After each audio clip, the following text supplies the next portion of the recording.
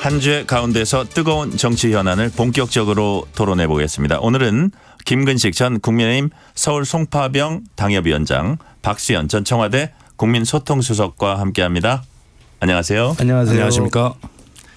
민주당이 현역 의원 지역구를 포함한 1차 경선 단수 지역을 발표했는데 박 수석님 충남, 공주, 부여, 청양 지역에서 단수 공천 받으셨죠? 예, 어제 1차 결과 전국 13군데 발표를 했는데 영광스럽게도 또 감사하게도 거기에 포함이 되었습니다. 어쨌든 사력을 다해서 네. 그런 당의 배려에 보답해야 되겠다는 생각을 가지고 있습니다. 그러나 저 한 말씀 좀 드리면 단수공천이라고 하는 게 뒤집어서 이야기하면 슬픈 이야기입니다. 아, 그렇습니까? 저 지금 축하드리려고 그랬었는데. 굉장히 험지라는 이야기죠. 그렇군요. 경쟁자가 없거나 이런 것인데 달려드는 사람들이 없는 거네요. 일단 험지니까 네. 단수공천을 빨리 하고 열심히 해봐라 이런 뜻일 텐데 우리 김근식 교수 다음 주쯤에 단수공천 발표하라고. 제 지역 같은 경우가 이제 공주는 잘 아시다시피 이제 5선의 그 유명한 우리 정진석 국회의원께서 현역이신데 네. 그 정진석 의원님의 선친께서 비례대표를 포함해서 6선을 하셨거든요.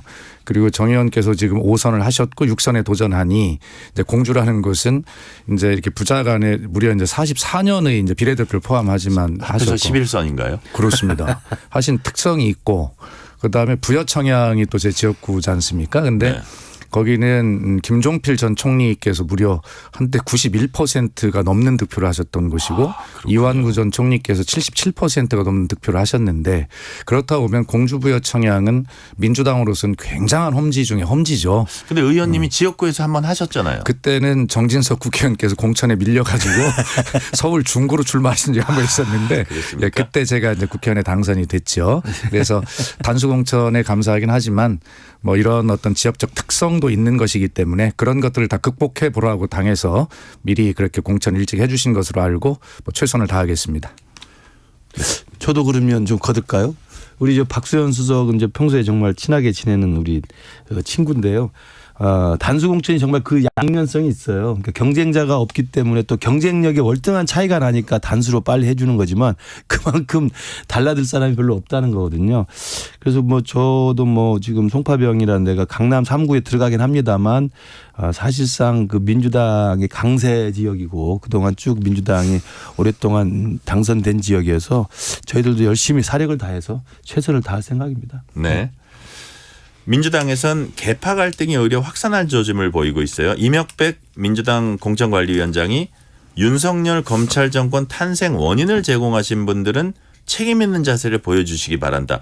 이 얘기를 상당히 좀 의아하게 느낀 분들이 많은 이유가 왜냐하면 바로 며칠 전에 이재명 대표하고 문재인 전 대통령하고 통합과 단결을 그렇게 강조했거든요. 며칠 후에 공관위원장이 이런 얘기한 부분은 어떻게 해석을 해야 됩니까? 그러니까 그 공관위원장님께서 그런 말씀을 하시면서 문재인 정부의 첫 청와대 대변인이고 국민소통 수석인 저를 단수공천 하신 것을 보면 그것이 일반적으로 적용되는 그런 원칙은 아닐 것이다 이런 생각을 하고요.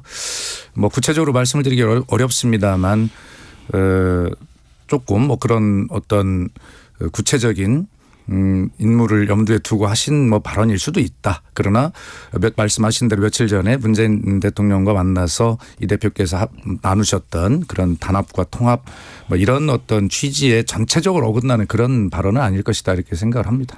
저는 이제 우리 박수현 수석이야 워낙 험지에 오랫동안 지역을 갈고 닦았기 때문에 경쟁력이 월등하고 또 경쟁자가 사실은 거의 없다시피 하니까 단수로 했습니다만 호남 같은 경우라든지 이런 네. 또 수도권의 민주당의 굉장히 그 텃밭이 좋은 곳 같은 경우는 어제 이명백 공관위원장의 저 발언을 듣고 사실상 문재인 정부 때 뭐 청와대 일했거나 아니면 장관을 하셨거나 이런 분들은 조금 불안함을 가질 수 있다고 봐요. 그렇기 때문에 저는 이제 박수현 수석은 단수로 됐습니다만 광주에 제가 알기로 문재인 정부 때 국토부 장관 하신 분은 컷오프 돼 버렸습니다. 이제 그런 것들도 있거든요. 네. 그래서 물론 뭐 다른 이유가 있을 수도 있겠습니다만 부동산 정책의 실패라고 하는 정치적 책임을 해석이 가능한 거거든요. 그래서 아마 이명백 교수님의 이야기는 문재인 정부 때 중요한 역할을 했던 몇몇 분들에 대한 상징적 조치가 혹시 있지 않을까라는 그 예상이 있고 또 하나는 이제 저는 이 이야기뿐만 아니라 좀 정치 선배들은 좀 길을 터달라는 이야기도 했잖아요. 네네. 그 이야기는 지금 호남 지역에 뭐 정동영 전 의원부터 시작해서 뭐 엄청난 올드보이들이 지금 박지원 원장부터 시작 시작해서 뛰고 있습니다. 아마 그런 올드보이들에 대한 이명박 공관위원장의 나름대로의 어떤 그 칼끝을 좀 네. 예상하게 하는 게 아닌가 모르겠습니다. 어떻게 될지 모르겠습니다만 저는 그런 예상을 좀 해봤습니다. 조치하기 전에 스스로 알아서 해주면 더 그렇죠. 좋겠다. 약간 그런 그렇죠. 분위기죠. 네. 우리 김근식 교수님께서 구체적인 이름을 거론하신 것은 그분들에게 굉장히 그 상처가 될 수 있기 때문에 속기록에서 삭제할까요? 삭제하도록 하십시오. 근데 상징적인 분들이니까요. 근데 그 비슷한 얘기를 이명박 위원장의 비슷한 얘기를 얼마 전에 추미애 전 장관이 또 거의 비슷한 워딩을 했어요. 그러면서 사실은 그때는 노영민, 임종석 두 분을 그렇죠. 직접적으로 거론하고 뭐 양심 얘기도 하면서 불출마해야 된다 이렇게 얘기를 했거든요. 그런데 한편에서 보면 또 그 추 전 장관의 전략 공천설이 나오고 있어요. 저는 잘 모르겠습니다. 그런데 어쨌든 분명히 말씀드리고 싶은 것은 네. 예, 뭐 민주당 내에서 또 지지자들 중에 그 윤석열 정권의 탄생에 기여한 문재인 정부의 책임론이 뭐 거론되고 있는 것도 사실이지만 어떻게 한 정권을 탄생시키고 새로운 역사를 만드는 일에 뭐 전 정권이 무슨 책임이 있다라고 하는 것은 저는 그건 좀 과한 이야기가 아닌가 싶어요. 결과적으로는 대통령 선거라고 하는 것은 과거에 대한 평가의 성격도 있지만 결과적으로 국가의 미래에 대한 비전의 선택 아니겠습니까?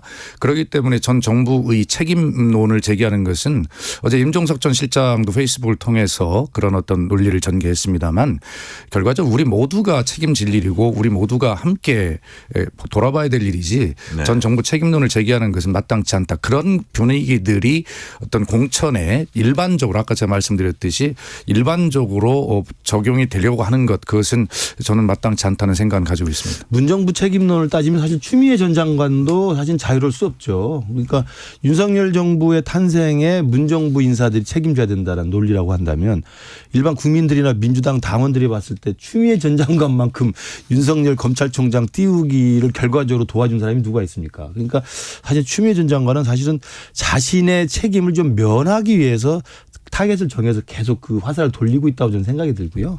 전반적으로 문재인 정부의 책임론을 이야기하는 건 저도 박수석님 말씀대로 뭐 누구에게 꼭 집어가지고 책임을 묻는 건 저는 제가 볼 때 정치적 의도가 다분히 있다고 보이고 다만 임종석 전 실장 같은 경우는 임종석 실장의 말이 좀 일견 충분히 수긍이 갑니다만 저는 그런 말을 드리고 싶어요. 임종석 실장한테 꼭 그 지역이야만 되느냐.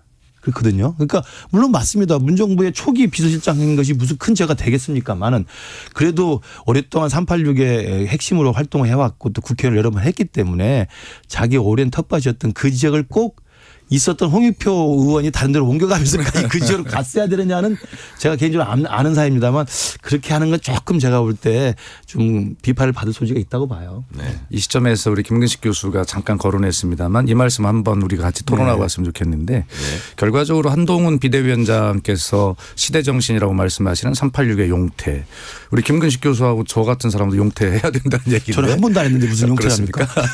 그런데 결과적으로 지금 이제 임종석 실장의 이야기를 하면서 이제 그런 어떤 386의 용퇴 뭐 양보 뭐 결단 이런 어떤 것들이 일반적으로 저는 계속 일반적으로 그런 것들이 적용되는 것들에 대해서는 우리가 좀 신중해야 한다 이런 말씀을 꼭 드리고 싶고요.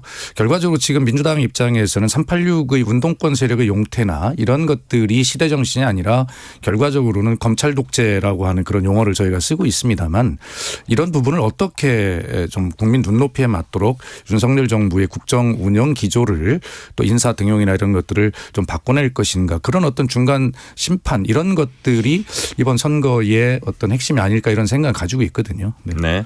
국민의힘 얘기로 넘어가 볼게요. 장동혁 사무총장이 그러니까 국민의힘 지도부가 서병수 의원, 김태호 의원 두 중진에게 각각 부산 북강석 앞, 경남 양산에 출마할 것을 요청을 했습니다. 두 지역구 다 민주당 현역 의원이 쩡쩡하게 버티고 있는 곳입니다. 이 요청을 하게 된 배경이 뭘까요? 이게 사실은 여러분들 기억하시겠습니다만 이뇨한 혁신위원장 때 당을 한참 그 논란으로 빠뜨렸던 이른바 이제 중진 다선 그다음에 친윤 희생 결단론이었잖아요. 근데 그때는 사실 막 저항이 만만치 않았죠. 예. 그래서 저항하기도 하고 뭐 당시 김기현 당대표가 각을 세우기도 하고 그랬었는데 결국 김기현 대표가 물러났습니다. 그러니까 이뇨한 혁신위원장이 쏘아 올린 이 중진들 용태나 중진들 험지 출마론 희생 결단의 요구론이 이번에 이제 한동훈 비대위원장 체제에서 이제 수면이 다시 올라온 거죠. 네. 저는 그래서 조금 차이가 나는 게 그때는 저항들이 상당했습니다만 이번은 제가 볼 때 저항이 그렇게 크지 않을 거로 보여요. 임박하고 더 급해진 그렇습니다. 거예요. 그렇기 예. 때문에 처음에 지금 했던 서병수 의원과 이 김태우 의원이 이제 오늘 서병수 의원은 입장을 밝히겠다는 것이고 김태우 의원도 곧 입장을 내겠다는 것이기 때문에 분위기로 봐서는 당내 분위기로 봐서는 이걸 그 거부하기가 쉽지는 않을 겁니다. 그렇다고 네. 한다면 이 두 분이 그걸 순순히 수용하면 또 이게 해당되는 또 적지 않은 분들이 또 계십니다.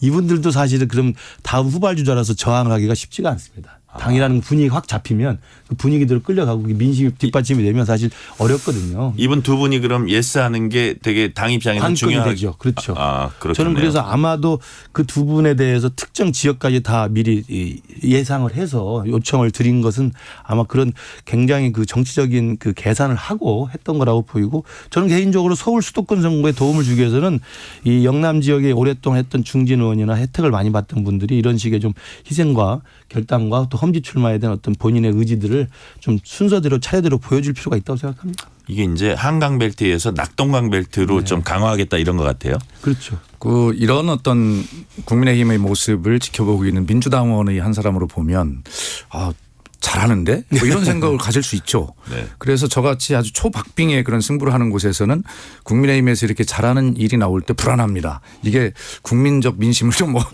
얻어가지 않을까. 그런데 거꾸로 보면 맞아요. 국민들께서는 정치를 기득권으로 보고 있고 그 기득권을 내려놓는 쪽에 박수를 보내게 돼 있거든요. 네. 그러면 과연 지금 말씀하신 분들의 험지 출마 요구가 기득권을 내려놓고 희생과 양보냐 그런 측면이 있죠. 그러나 반대의 측면을 들여다보면 그곳에 누구를 공천할 거냐. 그리고 그곳이 아닌 아주 그 영남의 아주 꽃길이라고 하는 소위 해운대 하태경 의원이 떠난 그 지역에 누구를 공천하느냐. 뭐 장해천 최고위원님 어디에 공천이 되느냐 이런 것들을 보면 사실은 새로운 기득권과 특혜의 형성이라고 하는 측면이 그 뒷면에 또 읽히는 부분이 있거든요. 예. 그러나 일단은 현재는 한동훈 비대위 공관위가 이렇게 중진들의 험지 출마를 상징적으로 요구하고 실제 그것이 받아들여진다면 국민들께서는 그 뒤에 있는 또 다른 특혜의 카르텔이나 이런 것들보다는 거기에 주목하다 보면 아마 굉장히 좀 뭐 선풍을 좀 일으킬 수도 있는 그런 요소가 있다고 생각합니다. 맞습니다. 예. 공천 혁신이라는 것은 어떤 사람을 그 솎아내느냐도 중요하지만 솎아낸 자리에 누구를 또 새로 앉히느냐가 더 중요하거든요. 그렇죠. 그런 면에서 보면 만약에 영남의 우리 당의 중진들이나 다선 의원들이 정말 희생의 모습을 보이는 것까지는 스타트로 좋지만 그 자리에 그럼 누가 오느냐를 놓고 또 평가를 종합적으로 하게 됩니다. 그러면서 해운대 갑이나 그다음에 이런 부분들에 대해서는 저는 우리 당이 지금 공관위가 확정해 놓은 저는 시스템 공천 룰에 따라서 움직이면 충분하다고 봐요. 그러니까 하태경이 떠난 해운대 갑. 그다음에 만약에 김태우 의원이나 서병수 의원이 자리를 옮겨서 험지로 가게 된다면 그 자리도 전략 공천 대상 지역이 되거든요. 예. 그러니까 전략 공천 대상 지역이기 때문에 거기에 대해서는 그 공천 룰에 따라서 뭐 경선을 하든 아니면 정말 좋은 사람을 모셔와서 하든 이런 식의 공간에서의 그 솎아내기도 중요하지만 채워넣기도 중요하다는 생각을 저는 하고 있다고 보고 그걸 굉장히 저는 국민들 눈높이 잘할 거라고 봅니다. 근데 중진 말씀을 하셨는데 이제 또 사람들이 주목하고 있는 게 대통령 참모 출신 인사들이에요. 예. 그래서 국민의힘 지도부는 뭐라 그랬냐면 중진뿐 아니라 대통령실 출신 인사들에 대해서도 모든 가능성 열어놓고 고려 중이다. 한동훈 위원장은 공천 어디 신청하는지는 공천 신청자 마음이지만 그거를 결정하는 건 당의 문제다. 그렇죠. 더 많은 사람이 적극적으로 헌신해야 된다. 그렇다면 이제 이른바 양지에 출사표를 던졌던 그 대통령실 참모 출신들이 좀 이렇게 어떤 전략 공천이랄까 좀 어려운 대로 이렇게 그렇죠. 유도될 수도 있겠어요. 저는 그런 게 충분히 가능하다고 생각합니다. 그러니까 서병수, 김태우 의원의 첫 시작이 국민들한테 좀 지지를 받으면 말씀하신 해운대 갑에 지금 주진우 비서관이 가 있잖아요. 네네. 그리고 강남 을인가요? 거기에 이원모 이원모. 비서관이 냈단 예, 예. 말이에요. 이게 사실은 대통령의 최측근하면 그 두 명이 사실 상징적인 인물입니다. 네. 이 두 인물을 그럼 어떻게 배치할 것이냐. 하태경이 나간 자리에 그러면 주진우가 될 것이냐.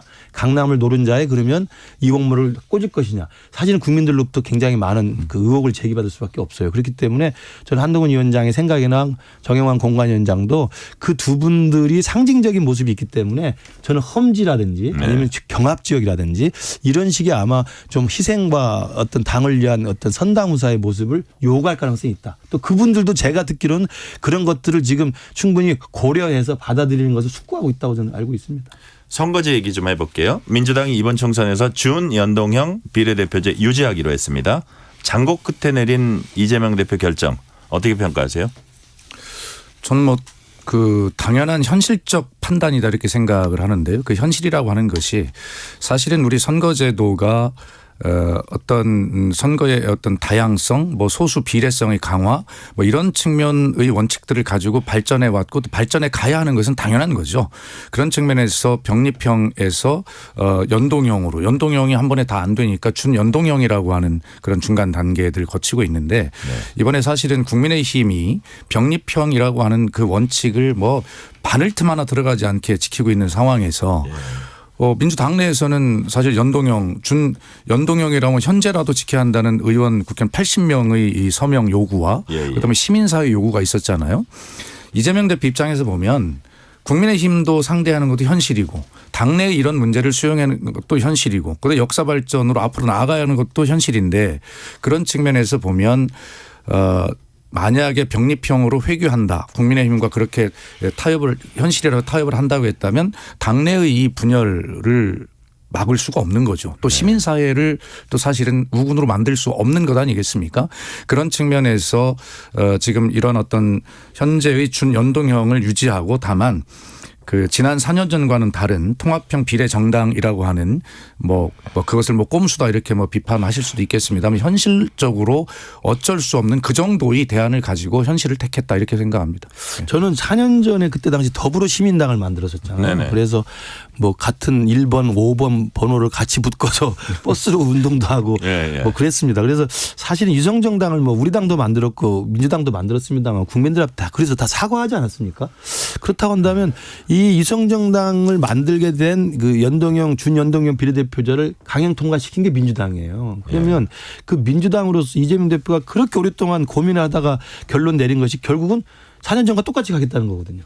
저는 굉장히 실망스럽다고 보고요. 그러니까 아예 현실적으로 본인이 이야기했던 것처럼 이 선거라는 게 현실적인 건데 우리가 뭐 기분 좋게 폼나게 죽을 수는 없지 않느냐라는 결론이면 아예 모든 거 그냥 무시하고 현실적으로 이러니까 죄송합니다. 병립형으로 가겠습니다 하면 끝나는 건데 이것도 아니면서 준연동형이 선진적이고 정치개혁이니까 유지한다고 하면서 유성정당은 만들겠다는 거 아닙니까?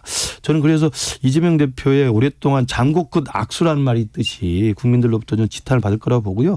통합형 비례정당 만들어서 일부 소수정당 몇 개 넣어서 연합 플랫폼을 만들겠다는 건데 저는 이 부분에 대해서는 정말 회의적인 게 정말 한마디로 제가 말씀드리면 이건 앵벌이 정당 만드는 거예요. 왜냐하면 앵벌이 아시지 않습니까? 맏형이 뒤에 있어요. 맏형. 지금 민주당이 맏형 노릇을 한다는 거 아닙니까? 내가 맏형 할 테니까 비례대표 추천권 그다음에 정당 만드는 거. 맏형이라는 얘기도 했어요. 그렇습니다. 만들 테니까 여러분 니들 하나씩 들어와. 이거거든요.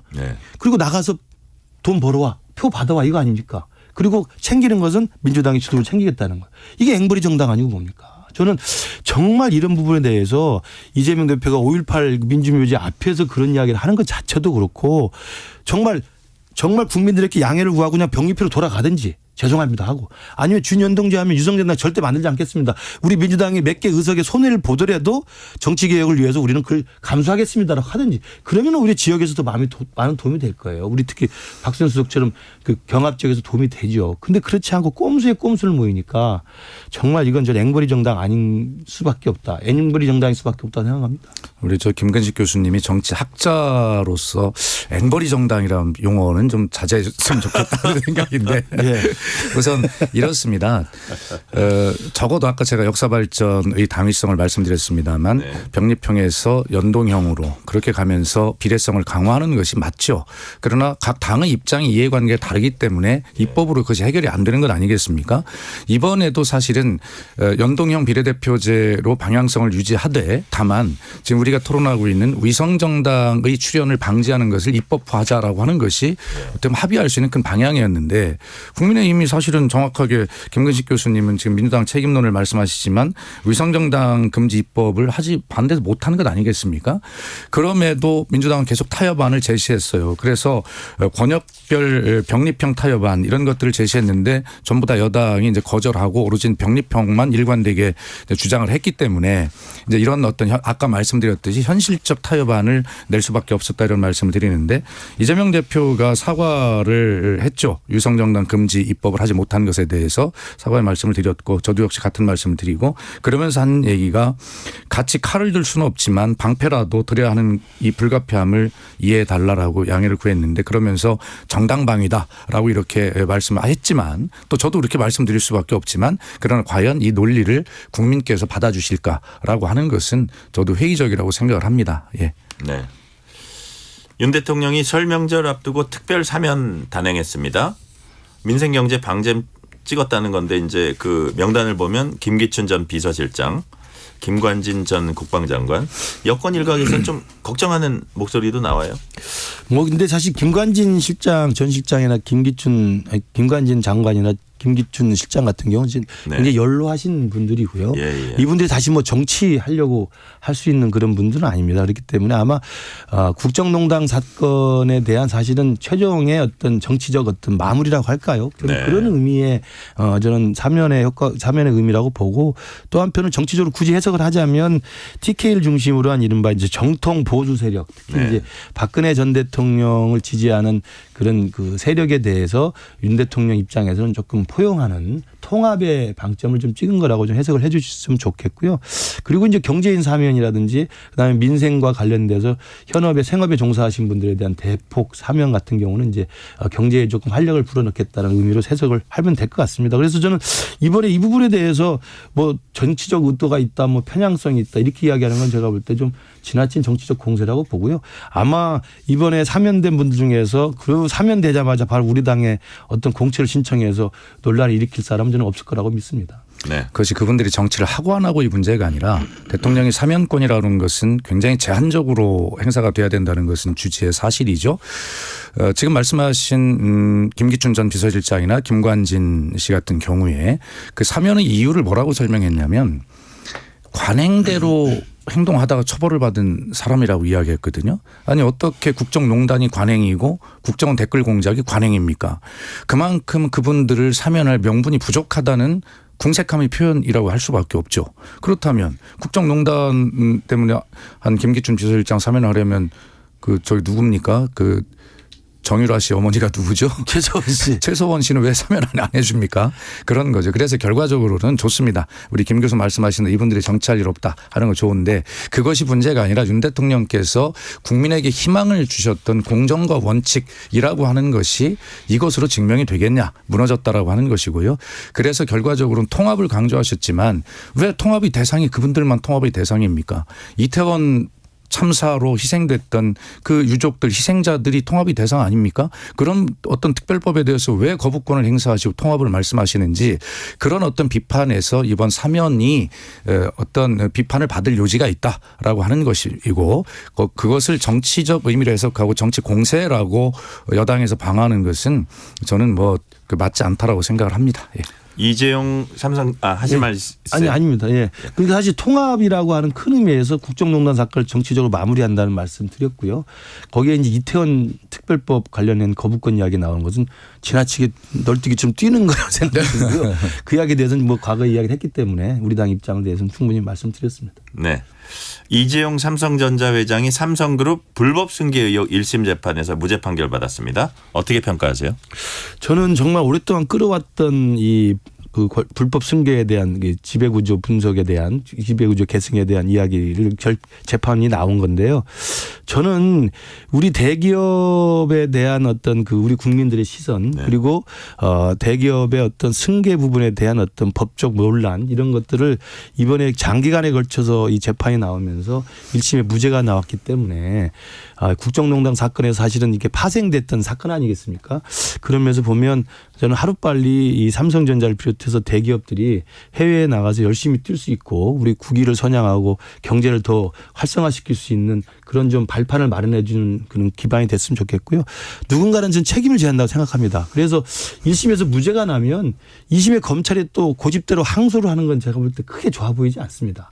사실은 1심에서 저렇게 전적으로 무죄가 난 경우가 된다고 한다면 네. 검찰이 좀 부끄럽고 죄송스럽더라도 국민들 앞에 죄송스럽다고 말씀을 드리고 그리고 정말 이 대기업 회장일 뿐만 아니라 대한민국을 이끌어가는 선도주자인 삼성 아니겠습니까? 그 삼성의 대기업 오너 회장이 열심히 뛸 수 있는 그런 날개를 달아주는 게 좋지. 다시 2심 또 항소해가지고 또 재판장에 불러드리겠다는 건 제가 볼 때 정말 저는 고약한 거라고 생각합니다. 네.